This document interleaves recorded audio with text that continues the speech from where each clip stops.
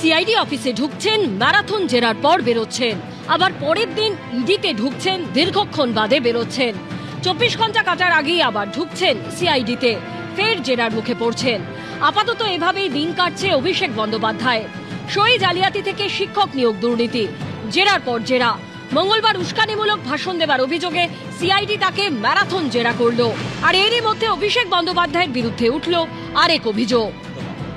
সই জালিয়াতি, প্রাথমিকে নিয়োগ দুর্নীতি, উস্কানিমূলক মন্তব্যের অভিযোগের পর এবার নিজের লোকসভা কেন্দ্রেই তার বিরুদ্ধে উঠল মাটি চুরির অভিযোগ।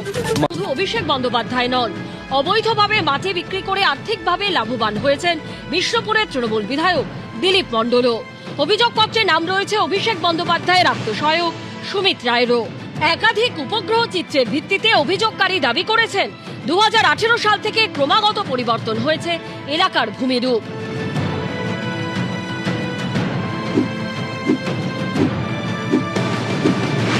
53.98 একর ভূমি এবং সংলগ্ন জলাশয়ে ব্যাপক পরিবর্তন ঘটেছে। খাস জমির মাটি বছরের পর বছর কেটে বিক্রি করে দেওয়া হয়েছে। তৈরি হয়েছে বিশাল জলাশয়। যেমন জোকায় মেট্রো কারশেডের পেছনে বিশাল এলাকা জুড়ে এখন শুধুই জল। অভিযোগ, এখানেও মাটি কাটার ফলে তৈরি হয়েছে